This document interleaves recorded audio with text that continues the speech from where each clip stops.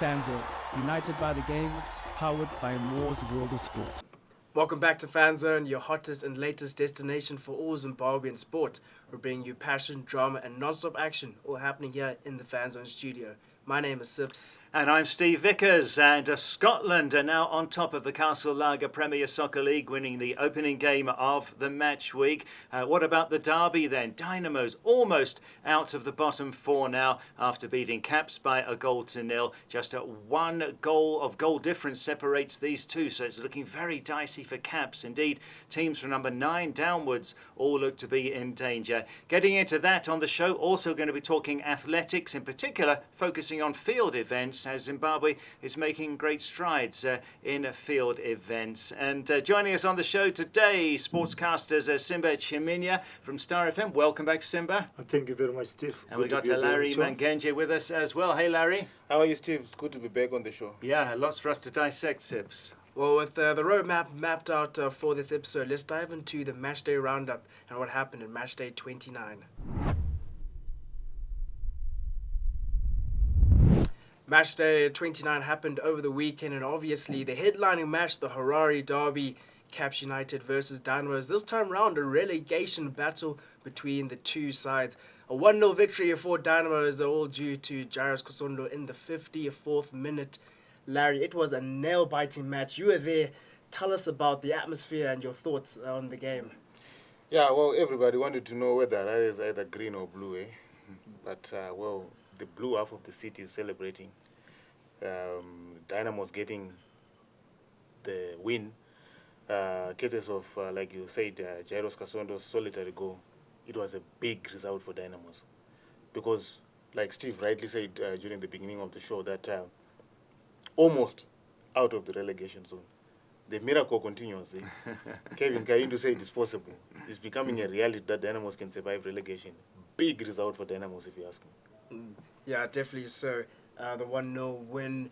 Simba, were you surprised with this result? You know that Caps have been struggling for form and Dynamos have been on a surge. Was this result a surprise?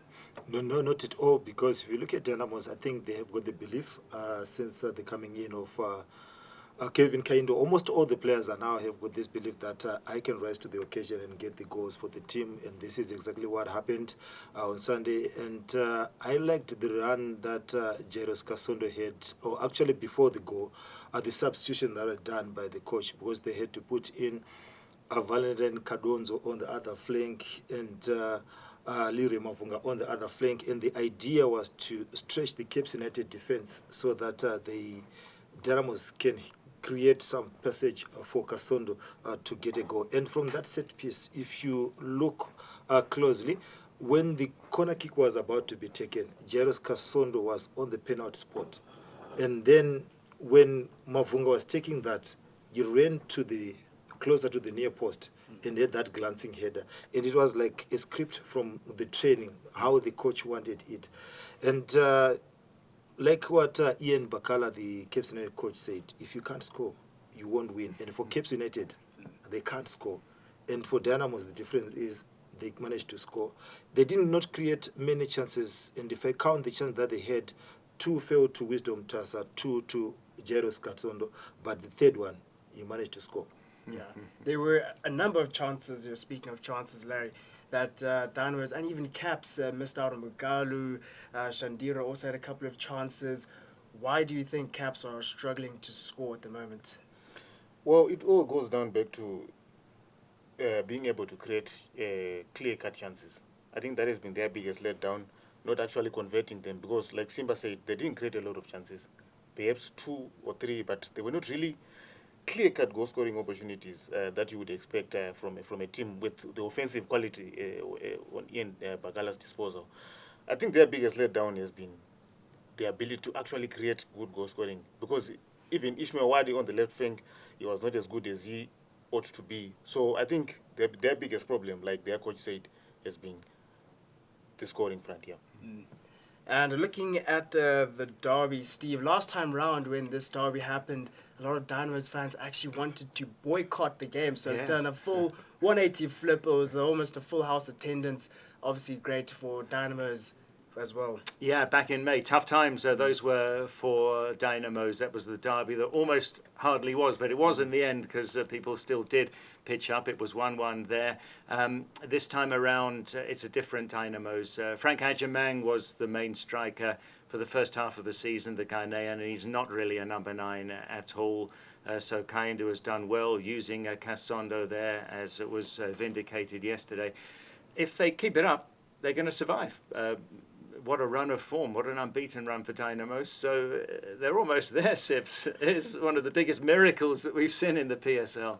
It is. Just to add on that, Sips, I think we also need to give credit to the Dynamos defense, the wingbacks, because you look at Capes United, they had Ishmael Wadi, and even when they made those substitutions, Junior Bunjira also came on, Tendai Matindife came on. But if you look at Ebe Okwatizo on the left, he was so resolute. He managed to deal with Ishmael Wadi in the first half. And there was also a moment that Ishmael Wadi wanted to use the right channel. There was Emmanuel Jalai. And he tried to swap those flanks, but he couldn't breach any of the two. And in the end, he was also taken off. Junior Bonjira came in, and I'm sure he just had one meaningful cross after coming on. So you'd give it to the Dynamos defense. Their wingbacks were really in the game. Tendai Shemagwaza was also really good as a central defender. He didn't give Chris Mgalo much of a chance, and you only had one header on target, or probably one shot on target. Yeah. Well, obviously, great tactics there. Manuel Jalai proving to be the consistent workhorse that he is. Steve, you briefly mentioned that Dynamos are almost there. They've from their remaining matches, they've already played the top 4 teams.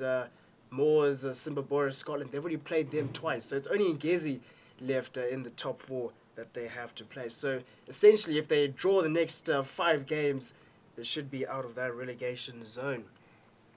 And being rather harsh and quite frank, the rest of match day 29 was, I wouldn't say of little importance, but it was not very interesting. Obviously, you can't expect fireworks every match day, but obviously Caps Dynamos was the highlighting match. We did hype up the Ngezi versus Rentals game, but that ended in a 0-0 draw. And even Greenfield versus Chicken, a surprise win for Greenfield as they go 2-1.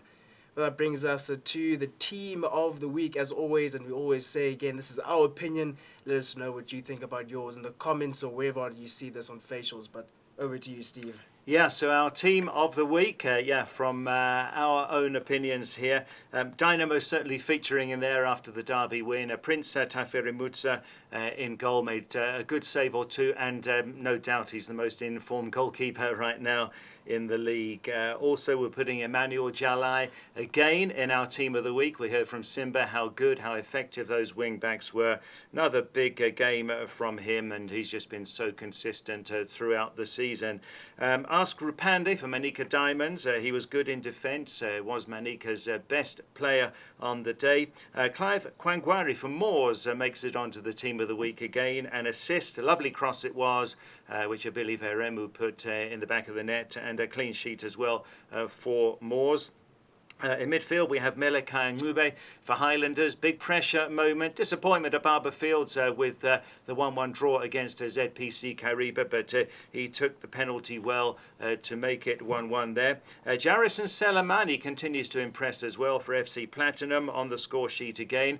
Ishmael Wadi for Caps United in the derby created opportunities. We also have Walter Musona for Scotland in our team of the week. Good goal, some decent passes and created chances did Walter. In our strikers, well, Washington Navaya, 15 goals now this season, the top scorer, as he got to 2 goals in the last 10 minutes for Tel 1 in their victory against Yada as they came from behind there. Jairos Kasondo has to be there, the Dynamos forward who made all the difference with that glancing header, and Billy Veremu for Moors. Has dropped off in terms of his conversion rate, but he got that goal there for the victory. So that's our team of the week. As always, you can put your comment in the comments section, whether you agree or disagree. Tell us what you think. Maybe you think we've left out someone. Maybe you think, good job there, guys. I agree entirely. Yeah, well, that's the team of the week.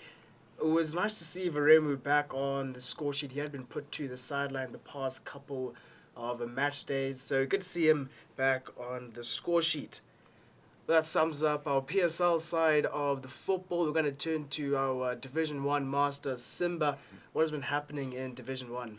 Yeah, it's really interesting. At this stage, you've got twists and turns, and at some point we thought that it was just going to be a two-horse race in the Central Region Soccer League between Shesham, the log leaders, and Adroka, but a twist on Sunday, and Gwanda Pirates are now back in the mix. They are now the dark horses for the Central Region Soccer League title because they managed to beat the log leaders Shesham 1-0. So after these results, they are now 8 points behind the log leaders Shesham with 8 games to go before the end of the season. So it's going to be really interesting in the Central Region Soccer League. And second place, Hard Rock managed to crawl back, and they are now 2 points behind the log leaders Chesham after beating Jamie West of Mberengwa 5-0. And Donald Ngoma, you remember him, a former FC Platinum, former Young Africans of Tanzania striker. He has scored 6 goals in the last 4 games. And now they are 2 points behind the log leader. So the log standings in the Central Region Soccer League at the top is Shesham with 66 points, Hard Rock on 64 points, and Gwanda Pirates are on 58 points. So interesting in the last 8 games of the season. And also another twist and turn in the Eastern Region. For the past 4 weeks, we have had FC Hunters, the log leaders, and Masungo United tied on the same number of points. But there was a twist, and Masingo United dropped points. They were held to a goalless draw by second from bottom Renko Mine. This was a surprise for me because I thought it was going to be an easy game for Masingo United. And FC Hunters responded with an emphatic 7-0 win over bottom place St. Paul's Musami, and also third placed Tenex were held to a goalless draw by Tare City. So 2 points ahead for FC Hunters in the Eastern Region with 3 games left before the end of the season. But in the 3 games that are left before the end of the season, FC Hunters are going to play Tenex. They are also going to play Masungo United. So really interesting in the Eastern Region. And then we go to the Northern Region. No changes at all in the top. Still Ngombe leading the log standings a point ahead of Agama. So Ngombe managed to win 1-0 away to Trojan Stars in Bindura. Emmanuel Zinyama with the goal for them. And Agama also managed 1-0 win over Ngezi Platinum Stars under 19 Grey Kufandada, a former Herentaus striker, also getting the goal for them there. So in the Northern Region, it looks like it's just going to be a 2-horse race between the two teams, Ngombe and Agama, because of the gap that is there. Ngombe on 72 points, and the team that is third, Golden Eagles, they are on 56 points, so a massive gap there. And we go to the Southern Region. Yeah, it's still 3-horse race, and no changes as well at the top because the 3 teams also won their games. Blower Chief, the log leaders, are still 3 points ahead of Nkai United. They managed to win their game, 3-0 winners over Plum Trees based main line, and Nkai United win 2-0 away to Igu Life, and Wange, the third team, managed to beat Kasmine and Tech Mine 2-1. So really interesting in the southern region, Eastern Region, Northern Region, and Central Region. We are in for a fight in the last few games of the season. And there's some turmoil at St. Paul's Musami, famous club, but things not looking good. Yeah, and things not looking good. The players were boycotting the matches because of unpaid salaries. The coach also boycotted the match, and I'm sure that's the reason why they were lost by 7-0. And I'm sure that's the reason why also in the past games they've not been able to get maximum points or to get even a draw. Yeah, so lots of turmoil, but that is essentially what is happening in Division 1. We're able to catch up with the coaches from Harare City and Ali Sundowns over the weekend, and then earlier in the midweek fixtures, the coaches of Momia Order and the Black Mambas. So we'll leave you with those interviews and see you in the next segment. Yes, I managed to regroup, refocused, and we did take out the negatives to put them into the positives. But I'm glad the boys did put up a splendid performance. It was a good game. Well, I think third and fourth positions are a possibility. We are targeting 18 points out of the 21, so we hope to finish strongly. Yes, it's very important. We have won. I think this is the third game that we have managed to win on the road. Mostly our win were to home, so I'm happy with the performance. At least the boys were focused, so good points. It's not something which I'd planned for, but basing on the fact that we had 4 consecutive wins at home, it was something that I wasn't planned. The Northern Region Soccer League is not any social soccer league. I think it's regarded as the best league in Zimbabwe, and I'm hoping and praying that we get at least 15 to 18 from the remaining 21. I know it's going to be tough. It's going to be a hard battle. Basing on the fact that we are here to play Agama, we are here to play Black Rhinos, which are seasoned teams. We hope that we can get at least a good result and survive the league. We recruited very well. We have depth in the team, so we need to make some adjustments. Everyone wanted to play, so we are limited to play 5, so we used all of them. Yes, and of course your captain played really well, had more touches than any other player. I mean, as you are training with him, what are some of the things that he always does during your practice sessions? He's very experienced. We don't coach him much. He knows what should be done at a particular time. And what's your next for your boys? We are playing on Saturday. There's no time to relax. We need maybe to go and do some recovery training tomorrow and back to the real business. We want to collect 3 more again at the weekend. Okay, your thoughts on how your team played, especially losing to arguably one of the best team in the Division 1. Your general thoughts? Yeah, we lost to an ambitious side, which is the log leaders of our league. But still, we are one of the best if you can just analyze from our play. We even give them a good run, but unfortunately we couldn't score, especially in the first half, and we managed to get that goal late in the second half when the game was almost over.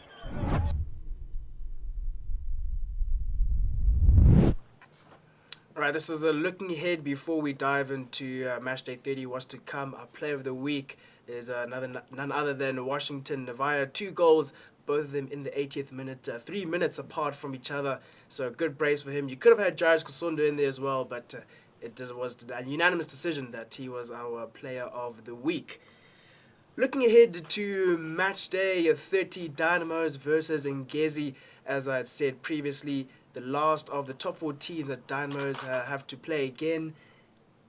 Coming off this win from Caps, I think Dynamos will be very confident in what they have. And even still, I think they're very happy to ride out the rest of the season with draws. What are your expectations for this match, Larry? I expect Dynamos to get any kind of result to beat anyone at this point in time. Because if you look at where they were and where they are now, it speaks volume of the kind of consistency that they have had in terms of results.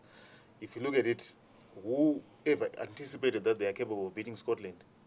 They even beat Scotland, they beat Moors, and now they beat Caps United. They only dropped wins against Triangle United, 16 out of a possible 18.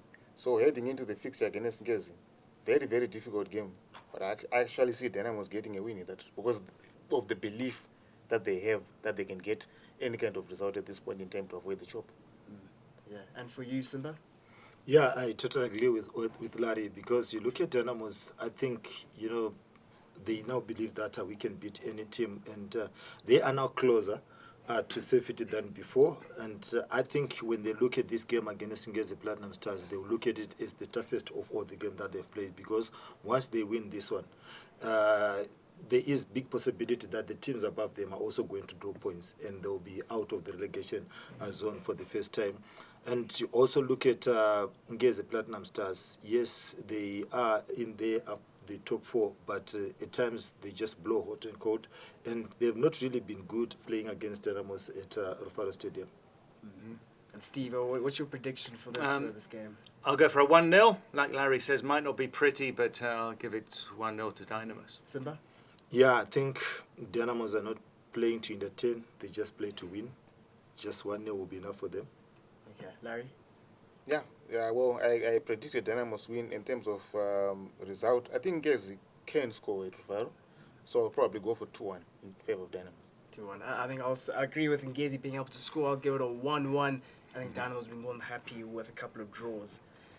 Another exciting fixture for matchday 30, Simba Bhora versus Caps United at Wadzanai. Obviously, Caps in this poor run of form. Simba Bhora coming off also a loss. We'll discuss that later in their CAF Champions preliminary. But I think still coming back into Zimbabwe, Wadzanai, confident Simba Bhora. What are you thinking, Simba? I think this is a must-win game for Simba Bhora because they are coming from a defeat in continental football. But the most important thing is they now have to focus on retaining the league title. And if they slip against Cape United after having lost, I think it will also save their morale. And for Cape United, they would also want to pile on the pressure on Simba Bhora. I think of the two teams, yes, Cape United are in a precarious position, but I think Simba Bhora have more pressure to want to retain the top spot in the Kasolaga Premier Soccer League than Cape United are to climb out of the relegation zone. So on this one, I think pressure is on Simba Bhora. We just have to wait and see their character in terms of bouncing back. But of course, they are the favourites to win this one. But they still do have a game in hand. Their match against Triangle has been postponed. A game in hand, you can't really bank on that because anything can happen. Because they get in there, they draw that game or they lose that game, then it means because they're also up against a team that is fighting relegation, and it hasn't been easy for many teams going to Gibbo Stadium against Triangle. Okay. What's your prediction, Simba? If Simba Bhora are going to win, it's going to be a slender win. I'll still go for a 1-0 win. Larry, your thoughts on this game? I agree with Simba. It's a season-defining fixture for Simba Bhora. Having been booted out of the CAF Champions League, they are also out of the Chibuku Super Cup. If they don't win that game against Cape United, it simply means Scotland, if they win their game at Chicken Inn at Lufeve, they will retain top spot. It's going to be a very, very difficult game, but it's a make-or-break game for Simba. They have to restore confidence after the elimination from the Champions League, and they have to retain their title. That is their only possible way to get silverware this season. So I expect them to cross over the line, but it's going to be a very, very tough game if you ask me. Yeah. Okay. So let us know your comments and what you think the predictions are for these games you discuss. Also, punch in your predictions for Matchday 30. They will be open once you watch this video. Speaking of Simba Bhora, they played Hotspurs in Singize at Eswatini, and we've been knocked out 1-0. We're leading 1-0 in the aggregate, and then in the second match, we lost 1-0, went to penalties, and lost 4-2 on penalties. So yet another Zimbabwean side that has been knocked out of a tournament. Larry, what is going wrong? What went wrong that match and in Zimbabwean football? Well, I think Simba Bhora's elimination from the CAF Champions League really exposes the dire state of our football. Because if you look at it, Steve, they were eliminated by a team that was thrashed by Stellenbosch in the CAF Confederation Cup last year. And with no foreign players, it looked like an entirely local with no foreign lineup, players. yeah. We're also talking about a team that is currently in pre-season. The league in Eswatini has not started yet. But in particular, my point is, Simba Bhora lost to a team that was thrashed by Stellenbosch. Stellenbosch is not even a big team in South Africa. But they were thrashed 5-0 on aggregate in the CAF Confederation Cup just last year. So losing, with all due respect to the capabilities of Nsingizini Hotspurs, I think it's an embarrassment for Zimbabwean football, if you ask me. Yeah, looking at the Zimbabwean football, just recently, under 17 men's got knocked out at Kasafa. Parental Queens, Simba Bhora now, even under 20 Lady Chevrons earlier this year. Only even our Warriors in the World Cup, 26 World Cup, the only team that's done well is our under 17 women's team. I think they're going to the AFCON or the World Cup, correct me if I'm wrong. But otherwise, 5 out of the 6 teams this year we've seen haven't progressed to the next stage, Steve. What's going wrong? Well, one obvious factor is that we're playing home games away from home, so even last season, Dynamos lost in their Champions League title. Arapa of Botswana, they went down on penalties as well. So this is now happening 2 years in a row. But not being able to play the home games, Wads and I wouldn't have been approved anyway, but not being able to play in Zimbabwe, it's such a big disadvantage for the Simba Bhora. They could have won that first leg by a bigger margin than 1-0 if they'd been playing that at home. So we're paying the price for not having a CAF-approved stadium in the country. That's the first and most obvious thing. Of course, there are other factors, but that makes it painful. Yeah, well, let us know in the comments, why are we struggling to progress to the next stages? What do you think should be done, and should Simba Bhora have done a slightly better job? But with looking ahead wrapped up, let's go to our Predictor update and see and take a look at that leaderboard.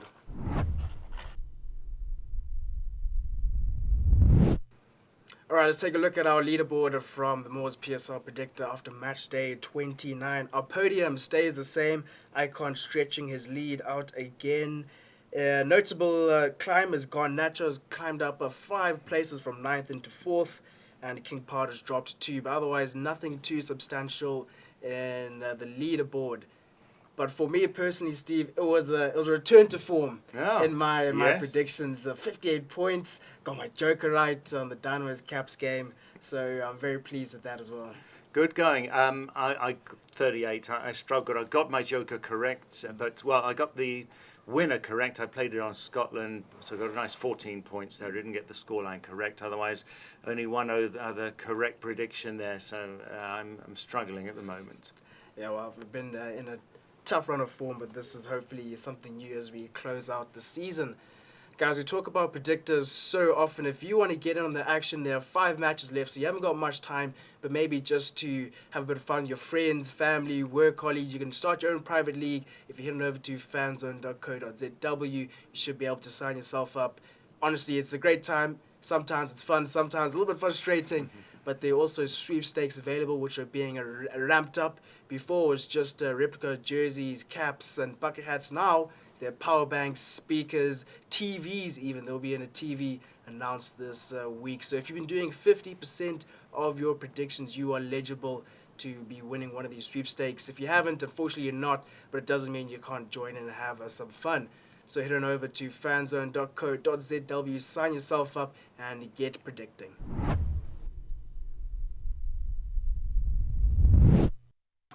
We are talking athletics on Beyond the Pitch this week, a sport that many of us really do love a lot. And a special guest on the show this week, Coach Whyte, Aaron Whyte. He is the Deputy Director with the National Athletics Association of Zimbabwe, and he is in charge of field events at NAS. Coach Whyte, welcome to Fanzone. Thank you, Steve. Welcome. Good to have you with us. Looking forward to this one. So let's just start with an overall picture. Where do you think athletics is in Zimbabwe right now? We sent 8 at elite level to the World Championships very recently in Tokyo. Good things happening maybe in juniors as well. Just give us the overall picture first. Okay, if there's any place that we could be talking about being at the moment in athletics, is that we're at the summit. I think we are doing well overall, from the youth to juniors to senior level. I think our athletes are performing very, very well.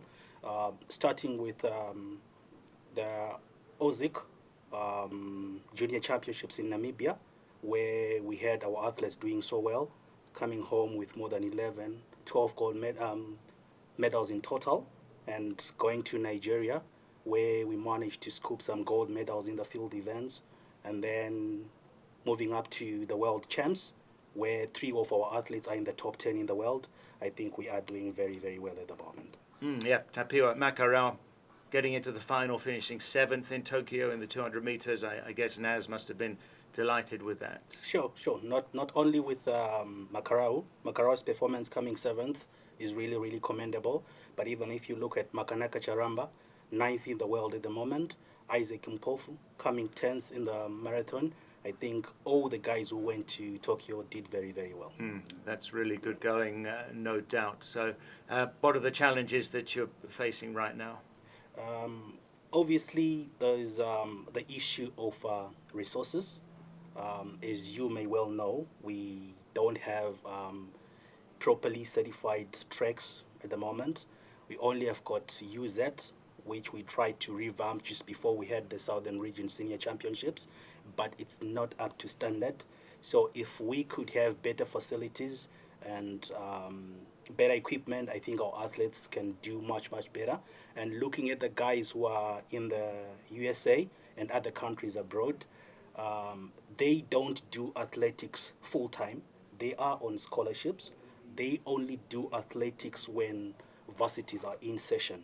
So that's a huge disadvantage to our athletes. So if we could get our athletes to be competing professionally throughout the year, I think we would see better results. Right, yeah. The track at National Sports Stadium totally worn out. That's 30 years old from 1995 All Africa Games. What about Whyte City and Bhora? Whyte City is not standard. It may look like it's a good track just on the outside, but it's not a standard track. As in what? When we had the OZIC Region 5 games in 2014, yes, the track was done, but after that it was supposed to be revamped. That hasn't been done up to now, so that puts us on a huge disadvantage. The Region 5 Youth Games, such a lot of fun back in 2014. Sure. Just take us through those challenges of scholarship athletes. Chengetai Mapaya, our triple jumper, he was the one who was most disappointing at the World Championships recently in Tokyo because he didn't get to the final, went out in the qualifying round and didn't get anywhere near even his best of this season. But he's an example of an athlete now going beyond the scholarship in the US stage. Yes, talking of Mapaya, I think he was more disappointed with his performance than everyone else, if taking what he said into consideration is anything to go by. But from our coaching and technical perspective, we really understand where the athlete is coming from. Mapaya is now employed. He's got a full-time job. He doesn't even have a dedicated coach that he's working with. He's self-trained. He wakes up in the morning. He does his training. After work, he goes and does his training all by himself. So I think getting into the World Champs, qualifying was good, but I don't think it was good enough to carry him through the main competition itself. So those are typical examples of our athletes who are out there because they have to make everything else work. They cannot depend entirely on athletics. Okay. Yeah, so they have to do some other things to sustain their lives and their families. Can he not go pro and go on the Diamond League? We have our two guys now running on the Diamond League, Charamba and Makarau. So it is a process. It's something that's taking shape, and we hope and pray that most of our athletes will go that route. Yeah. Looking at Tokyo, it was a very successful outing for Zimbabwe. Some people disagree, but we think it was a very successful outing. From your perspective, what key factors contributed to this success? Okay, so looking at Tokyo, to be very honest with you, it is one of the most successful world champs that we have had in a very long time. To be precise, in 20 years. We have 3 guys in the top 10. And all the other guys who took part there, they did considerably very, very well. This is not something that just happened overnight, but we have been very deliberate on preparing for major competitions like the World Championships. We've been working with our athletes from the cadet section to the youth, to the juniors, to the seniors. Like right now, we actually have athletes whom we have earmarked to say these ones, we are going to prepare them for the World Champs in the next 5 to 10 years. So even if you look at athletes like Makarau, Charamba, even Isaac himself, Isaac is one typical person who is trained and bred locally. Isaac is in camp from January to December, locally working with his national team coach. So this is something that NAS looked at and said, guys, for us to be where we want to be, we need to start working as a team. We need to do this not by chance. Like in the past, whereby people would just qualify maybe because they got a chance or because a parent managed to get an athlete to go and compete outside the country. But this was a national deliberate move to say, let's prepare our athletes for the world champs and the competitions to come. Okay. And with this great outing, 3 athletes in the top 10, are you hoping maybe for a bit more sponsorship, at least from the field or like the sprint side? It was really attractive results. Are you hoping for a bit more sponsorship to come in? Certainly. I think now people are beginning to see that there is a need for sponsorship to come towards athletics, and it's not something that I wouldn't say we haven't worked hard to try and earn. I think if we really focus on our athletes, they can put us on the map. They can put the whole country on the map. They can put sponsors on the map, because sport is not just for spectators to watch, but sport can put even countries on the world map. Yeah, that's very true. From my knowledge of watching Zim go to the Olympics, a couple of world champions here and there, I may be wrong, but this time around it looked like we seemed to diversify the disciplines. We had a 400-meter sprinter, 400-meter hurdle sprinter, a triple jumper. What was the thinking and the long-term plan in broadening the disciplines that we competed in? So this is what we noticed. We've got athletes who are talented in different areas. We don't want to narrow it down and say, let's go the middle long distance route or let's go the sprints route. We have set up committees. We've got a mid and long distance committee with a head coach. We have field events technical committee with a head coach, and the same for sprints. So what we are trying to do is to broaden our perspective, not to focus on only one particular event, but we want to cast our net wider. And we also want to give opportunities to all our athletes. We don't want a certain group of athletes, like let's say field events, to be disadvantaged because we think that we are better in sprints. If you look like way back, we never used to be on the world map when it comes to sprints. But because we started pushing to say we want to push our sprints, we want to push our field events, that's why we've got the Mapayas of it. We want to push mid and long distance, that's why we've got the Isaacs of it. So I think it is a strategy that's actually working. Yeah.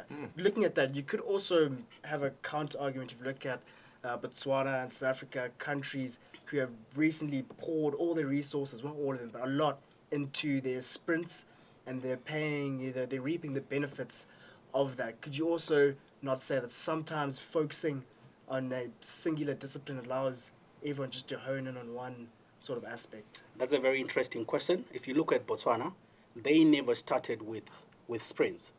We 5-6 years back, or even 8 years back, Botswana was known for 800 meters. They had very good 800-meter runners, 400-meter runners, and then now they are venturing into sprints. But even if you look at their setup, their head coach is actually responsible for all coaching disciplines. So it's not like they are focusing only on the sprints, but they are thriving more on the sprints. I'll bring in Kenya, for example. Kenya is mainly known for the marathon, but their middle distances are thriving. They actually had one of the best javelin throwers in the world. So it's not something that's new to Zimbabwe, though I think we are pushing it more than all the other African countries because we have seen where we want to be, and we believe if we push all our disciplines, we'll get where we want to be. Well, so Coach Whyte, field events, we're seeing very encouraging results. You're in charge of field events. Sure. Last couple of years, things have been going well. This year in Namibia, Region 5 Youth Games, most of our medals came from field events, in Nigeria at the Junior African Championships as well. And historically, over the years, we've been weak in field events. What's happening?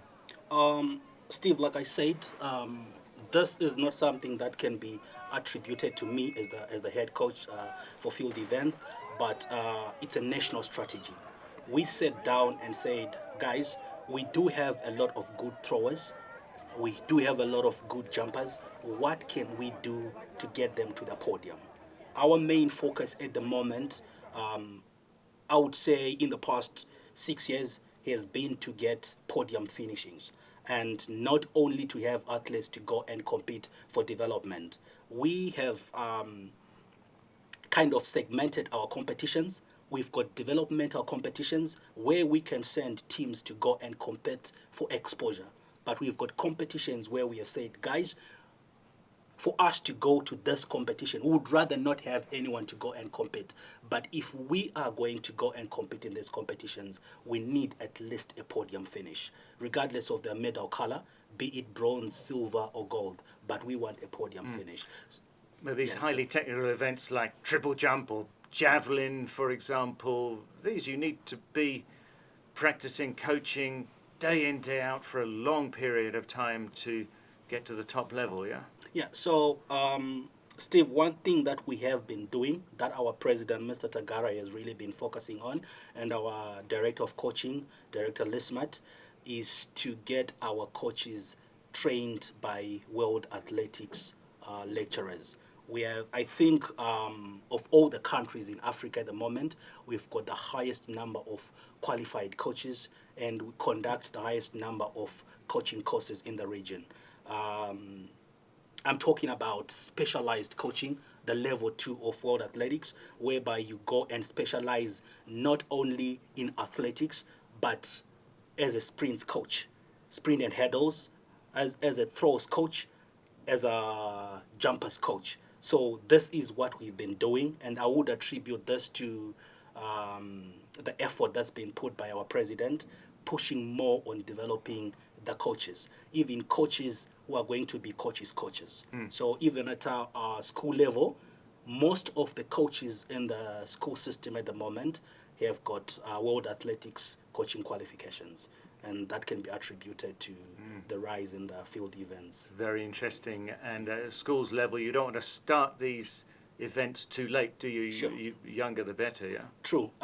So for technical events, it will be difficult to try and coach someone like maybe when they're 16, 17. So we would rather start with those athletes when they are still young, because there are certain things that they are supposed to develop before they even start training for that particular event. So the conditioning part of the training regime is very, very important. So we expose them to those training conditions. We expose them to strength and conditioning, targeting to start training at a particular age.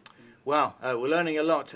Before we forget, you are a certified route measurer for road events, Yes, which sure. is very important. So if we have the Victoria Falls Marathon or whatever else, you make sure that the route is the exact distance, because it's bad if it's not. So, so when you're doing a marathon, it's got to be 42 k's or 42.195 full marathon. 2.195.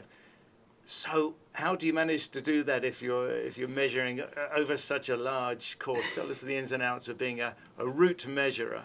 Okay, that's a very important question, Steve, and I get a lot of people asking me that. So my actual title is Grade C, World Athletics Route Measurer. So basically what we mandated to do by World Athletics and EMS is to make sure that each and every distance that's done at any level is standardized. So if you just randomly walk out and say to people, what's a marathon? People think somebody who is doing 10 kilometers doing a marathon. Walk to any school, kids who are doing cross country, they say, these are our marathon runners. But what is a marathon? A marathon is 42.195 kilometers. And then round it up to 42.2 kilometers. And half a marathon is 21.1. 10 kilometers is 10 kilometers, not a marathon. 5 kilometers is 5 kilometers. So when we measure distance, we use what's called a Jones counter. A Jones counter. Jones Right. counter. Yeah. This is a gadget that uses what are called clicks. So it's attached to the front axle of a bike. So before you do any measurement, you have to identify what we call a calibration route. The standard calibration route is 300 meters. So we mark point A, point B. Then we calibrate our bike 4 times, going to B 2 times, going back to A 2 times. What we will be doing there is to try and find the number of clicks over 300 meters. Once we've got the number of total clicks over 300 meters, it makes it easier for us now to know the number of clicks over 1 kilometer, because it's just the number of clicks over 300 times 1,000. So the Jones counter itself does not measure distance. It just does the clicking. Clicks. So after we have cycled throughout the route, we then sit down and do the calculation to say, this is the number of clicks that we got. For us to get to 42,000 meters, how many clicks did we do? Then we do the adjustments there. And if you need to extend the Yes. route, what do? You put a curve somewhere? Or? So now, in most cases, you decide which one you want fixed, either your finish or your start, because at some point we have to do some adjustments. We might have to move the finish, or we might have to move the start. But if you've got a route that's got a loop, it's easier because you can adjust the U-turning point. But for routes that are from point A to point B, you might have to decide which one you want to stay, either the start or the finish, Right. because we'll make some adjustments. Have you ever made mistakes? Yes. In learning, I'm actually being groomed by a gentleman called Nori Williamson. He's a grade A route measurer. He's based in South Africa. He came down here last year, end of last year. We measured a total of 9 routes in Zimbabwe over 7 days. That was grueling, but we managed to do it. I have made a lot of mistakes. So when we have done our measurements, we actually compile a technical report that we send to World Athletics. Then they have a look at it. So sometimes you might think that you can get away with it by just putting a random figure, but they check each and every click, each and every measurement that they have put, and then they can send back to you to say, here it's not correct, because you say this is the number of clicks from here to here, but it's not giving us this distance. Because then otherwise, if there's a national record broken, it Exactly. won't count if it hasn't been ratified. Exactly. So what happens with the issue of national records is, once a record has been set, the route has to be verified. So I'm a C measurer. The route will have to be ratified by a B or A measurer. To be Then set. haven't you then put everything away when the race is finished, or you can still rediscover the route that they were using? in the report, in the measurement report, the route. So what happens is, if I am to give you the report for any particular route today, you should be able to go and set up without me being there. The report should tell you how the route goes, where it's supposed to navigate through, where you're supposed to put cones to make sure that people are not cheating. So by just merely giving you the report, you should be able to go and set up the report. Wow, we learnt a lot. Your Yeah. 10Ks must be 10.000 Ks. Your marathon must be 42.195 Ks. And you do it. Did you get that? Jones counter. The Jones counter. Wow, all on And- Fanzone. On Fanzone. Before we move on, what events have you, because you're a grade C, what events have you been able to measure? Okay, so now? thank you. So since I was promoted to grade C route measurer, I have done the Heroes Half Marathon, which was done in August, and I've done the Ridge Marathon, which will be done in Rydell Ridge, and this past week I measured the Net 1 Wonder Valley Urban Marathon, which is now certified and can be used for qualifications for major events like the Comrades Marathon. Wow. Check it out. Well, Aaron Whyte, thank you. That was a brilliant interview. Thank you for sitting in the fan zone with us. Moving on to cricket, Steve. We are cruising 2 wins from 2, beating Uganda by 5 wickets, Botswana by 170. It's looking up. We should get to the final. Even if we do lose to Namibia, who should also get to the final, the top 2 teams progress through. So they shouldn't, as the key word, Right. shouldn't be any worries. Yeah, I get your hesitance there, but yeah, by the time you're watching this, probably we've had 3 wins from 3. It's easy going. Only got to reach the final in these Africa qualifiers for the T20 World Cup. And we say congrats to Brendan Taylor, oldest player to hit a century in T20 cricket against a full member nation. Yeah, so obviously cricket doing a great job. Chevron's doing us proud. On to the volleyball scene. We spoke to Rudo Charuma, who is the chairperson for the Zimbabwe Volleyball Premier League. She's got a couple of words to say from the league that happened over the weekend. For this year, 2025, the Premier Volleyball League has been competitive so much. We have seen growth in our athletes. We have seen improvements in our athletes. We have also seen new participants coming in from the younger age as we are grooming volleyball from grassroots. We have gone for ages without the national team, but for 2020 we managed to come up with the national teams, and some of the players are coming from the teams playing in the Premier League. And also we managed to send a team, under 19. Some of the players were in the under 19 team, in the under 20 team that went to Egypt. Some of the players are playing in the National League under St. Colin's team.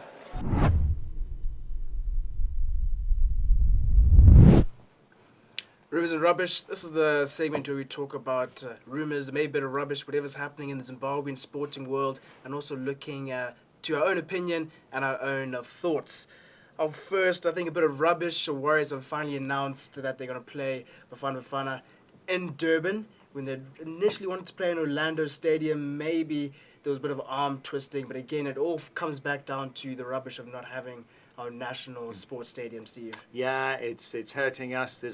There's complaints from other nations in that World Cup qualifying group, especially from Nigeria and Benin, feeling it's all favouring South Africa playing their away game at home.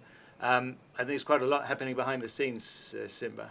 Yes, Steve, I think a lot of things happened behind the scenes. Initially, Zifa wanted to play in Botswana but couldn't, and then they settled for Orlando Stadium, but there was a lot of arm twisting that was happening behind that because SAFA wanted the game to be played in Durban because they know that in Durban the turf is good for their style of play and also the crowd that will be coming there.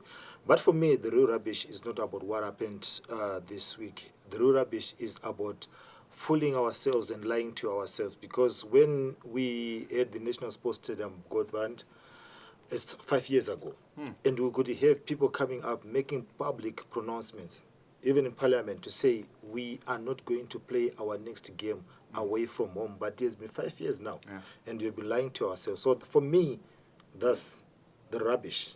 We don't take things seriously. We lie to ourselves, but when you lie to ourselves, what's next?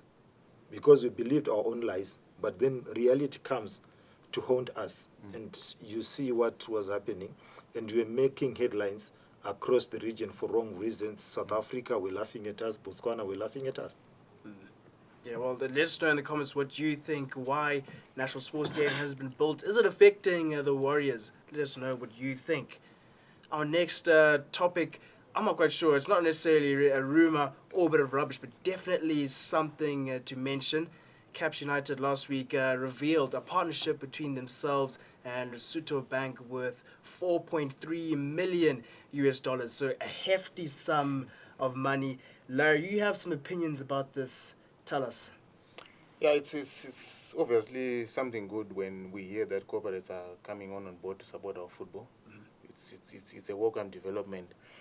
My only hope is the deal is as good as it sounds, actually, because there are a lot of questions with regards to it. But look, let's give them the benefit of doubt. They announced that it's a sponsorship deal. We should come into effect in 2026, though they were wearing the name of the bank yesterday during the game. Only time will tell whether or not that deal is as authentic as it sounds. Yeah, but my question is, why would Lesotho Bank be interested in Caps? I mean, surely as a bank, if you're investing $4.3 million, you want to be looking to the top of the table rather than a team who's sitting in the relegation zone, just lost to Dynamos, actually. So they're only out of the relegation zone on essentially goal difference. Why would Lesotho be interested in Caps? Well, but maybe the thinking behind is that Caps United are one of the traditional giants of Zimbabwean football. Maybe the attraction of people and all But look, it remains to be seen whether or not that deal is authentic. It also remains to be seen whether or not that bank has got the capacity to fork out $4.3 million US. All those things are things that we actually want to see when the time comes. Simba, what are your thoughts on this new sponsorship? I think on paper it's a good sponsorship for Caps United. You'd want sponsors to come on board, but like what Larry said, in the question, the reservation that you also have about this 4.3 million, we just wait to see how it's going to pan out starting January next year, because after that a lot of questions were being asked by many people. Yeah. There's some good. Obviously, you want corporates coming into the PSL, investing into teams. So there is some light, but I guess still some questions to be answered. Sponsorship, a really big topic in today's show. Allegedly, there are a couple of sponsors who've pulled out from the under-21 ladies hockey team who have traditionally been sponsoring them. But after the Sables' qualification to the 2027 World Cup, apparently there's a huge exodus moving towards the Sables side. I think I'm going to put that in the rubbish category. The Sables, they're really obviously a very attractive team, but they have the sponsorship already. There's Nedbank, there's Coral Soft. I'm sure Mukuru likes to put their brand in a lot of places. I'm just assuming, they probably also would have been involved. RK works with the Sables, so they're really well backed. And it's unfortunate that one of our junior teams, under-21 ladies, who is probably our best hockey team, they're the only ones that go to the World Cup. Yeah. And they're losing out on sponsors. Yeah, success attracts sponsorship. That's just how it is. It's a free market. That's huge that we're going to the Rugby World Cup. And there's a long time period as well to gain mileage as a sponsor. So, obviously disappointing for hockey. But I can see the Sables are particularly attractive for the next year or so. Yeah, definitely so. Well, that brings us to game time. Well done to the winners who'll be appearing up on the screen. Congratulations to them. Good winners, 4 of you, winning a jersey, bucket hat, cap, and a power bank. This week's game time question is name 2 of the 4 teams that got relegated in the Castle Lager PSL 2024 season. So have at it, all of you who are watching. Enjoy the game time. Another opportunity to win something from Fanzone. If you're not a part of the Predictor, this is also another revenue where you can walk away something and also have a bit of fun. That brings us to the end of the Fanzone episode. Larry and Simba, thank you for sitting in the Fanzone with us. If you've enjoyed this content, remember to subscribe, turn on the notification bell so that you are alerted every time we upload a video. There's the Fanzone Podcast, Larry's Look at the League as well. It's going to be a very exciting episode coming up this week, and we'll see you guys in the next episode.